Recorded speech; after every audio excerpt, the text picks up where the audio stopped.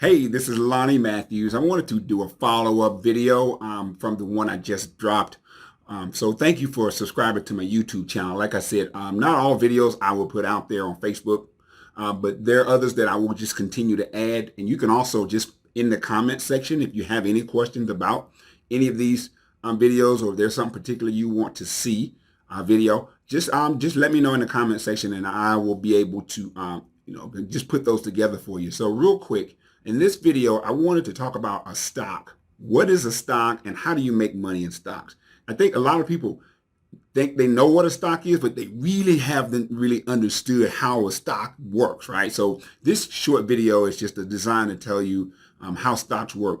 And I'm going to use this illustration that I like to use when I'm talking to some high school students and, helping them get a better understanding. So bear with me. Now, imagine, if you will, you have a business owner, and this business owner owns an amusement park, like a family amusement park. Let's say a cross between Top Golf and Dave and Buster's, where people come out, they have a good time. And this business owner has been running this particular business for about 15 years successfully, got all the bugs worked out, and the thing is running real smooth and making a pretty good amount of money.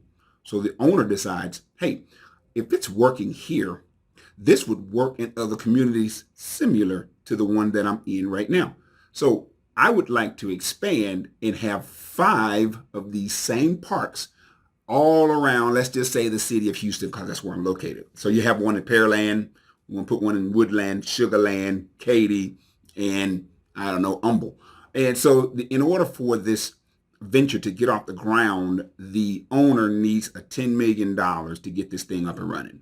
Now, his company has about $5 million that they can invest in the project. So that means the owner needs to raise an additional $5 million.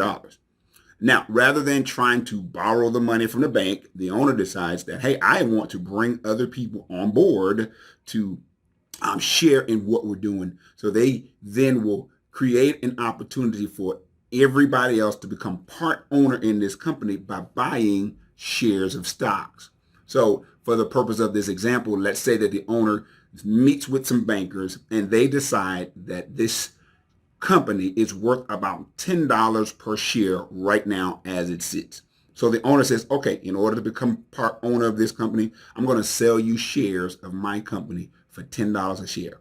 Now, for this example, let's just say you have to buy at least 100 shares, right? I mean, because you don't want to be that one person that owns one share and trying to tell you how to do everything. All right. Now, besides that, when you buy stock in a company, and yes, you're an owner, but that doesn't mean you have the right to talk about, to get into the company and decide how it's done. Like, for instance, I own shares of Coca-Cola and shares of Home Depot. Well, my family and I, my wife and I, we've owned it for a long time. But that doesn't mean we get to go to the local Home Depot and tell the manager how to run things. That's not how it works, right? You just kind of own, and you make money based on how well the company is doing. That's what a stock does for you. So in our example here, the owner is allowing you to become part of this deal for $10 a share, and you have to buy at least 100 shares, so you have to at least spend $1,000 to be a part of this deal. Now, if he needs $5 million, then that means he got to sell about 500 shares of stock at $10 a share, 500,000 shares of stock at $10 a share. I'm sorry. Hope my math is correct. So let's just say the owner does that. He goes out, he finds enough people in the community who believe in the product, who come to the park, who love the work that they're doing. And see, that's why you want to buy stock. Buy stock in companies that you believe in and the product that they're producing, and something that's going to be around a while. It's not something where you're trying to speculate. You're just trying to build up your wealth on the back of another company's success. And so they find enough individuals out there to buy enough shares so they get all of the money that they need to put this program together and get the thing off the ground. So now let's fast forward. All of the parks are built, all 5 of them are up and running. And let's just say 3 of them, the original one and 2 of the new ones, are doing extremely well. The owner's like, I knew it was going to happen. I knew that area was going to support what we're doing. The 4th one is doing pretty good, right? Not about as much as expected. And then let's just say the 5th one, it's coming along, right? But collectively, the company is doing really well. They're doing so well that they're making money hand over fist, and it's going well. Now, fast forward 3 years from now. And then they look at this company again, those same analysts. They're going to come back. They're going to evaluate this company. They're going to look at the amount of money this company has made. They're going to look at the amount of money this company is projected to make. They're going to look at the assets that they have and how well they're managing those assets. And they are going to put a value on that company. So now let's say the company is now valued at $13 per share. $13 per share in 3 years. You're like, wow. So that means that your $1,000 investment is now worth $1,300. That's a 30% increase in your initial investment.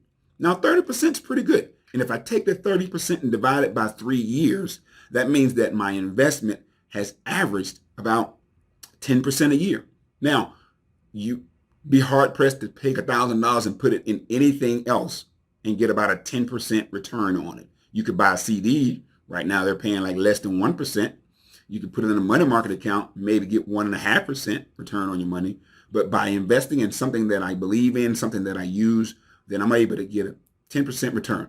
I mean, and that's how you make money in the stock market. Your initial investment was $1,000. Now it's worth $1,300. So you had a 30% return, 10% return each year. Now, let's say we're at year 5 and this company is doing extremely well, extremely well. So much so now that our company has been evaluated at $17 per share. That means that your initial investment of $1,000 at $10 a share, 100 shares, is now worth $1,700. That's a 70% return in 5 years. Now you do the math, 70% return divided by the 5 years, that's going to produce your annual interest, your annual return on your investment. Okay. So that's how you make money in the stock. But here's the deal. Now, all of a sudden, 5 years later, everybody's excited and they want to own shares of this company. Those people that had a chance to buy it at 10, but they didn't buy it at 10. Now they're like, oh man, I should have got it at 10 when I had my chance, but I didn't. And now they're coming out saying, hey, I want to buy some stock in this company. Well, guess what? The company is no longer issuing stocks right now. I mean, they don't need any money, so why would they issue stock? I mean, that's usually why companies issue stock, is to raise capital for projects. Well, the company's like, well, we're making money. We don't need to raise any more money, so why would we issue stock? So that means that for those individuals who would like to get their hands on some of the stocks, they would have to find someone that owns the stock right now and have them sell them that stock at $17 a share. And then they would hope that the stock would continue to go up over the years, right? See, that's what we call the stock market. The stock market is an electronic trading place where individuals who own shares of company that willing to sell it to someone who's willing to buy it. And that's all done either through your stockbroker, or it's done online through your automatic your retail broker, or your online brokerage account. But that's how stocks work, and that's how stocks change hands, right? So you trying to benefit by this company doing well. So now at $17 a share, if someone wants to sell and say, hey, I need to cash in, I made some good money, but I want to sell some of my shares, they could then find somebody that's willing to buy them. Otherwise, the company's not going to issue any more stock. Now, that's how a stock works. That's how you make money in the stock market. One of the drawbacks for me when I start thinking about investing in stocks is that, as you can see, it takes quite a bit of money because you need at least 100 shares to even recognize any gains, right? So if I own 100 shares of a stock, every dollar that the share goes up, I earn $100. So put it in perspective. Coca-Cola is right now selling for about $35, $40 a share. I'm not quite sure. But let's just say they're selling for $35 a share and you want to buy 100 shares. You would need at least $3,500. And then that means that every dollar that Coca-Cola goes up, then you earn $100. There are other ways to make money in the stock markets called a mutual fund. We're going to talk more about that in another video. But this is how stocks work. And so it takes a lot of money and it takes time. It's not going to happen overnight. If you're trying to buy stock for some quick gains, I'm afraid it just doesn't happen like that. And then stocks also tend to go down based on whatever's going on in the country, whatever rumors are having with the company itself. but there is money to be made in stocks. It just has to be done over time, not overnight. So I hope this example was a good example to help you get a better understanding of what a stock is and how a stock works. All right. I don't want this video to be too long, so I'm going to stop it right here. And then we're going to have other videos to come out to talk about mutual funds as well. Thanks, guys. Appreciate you listening.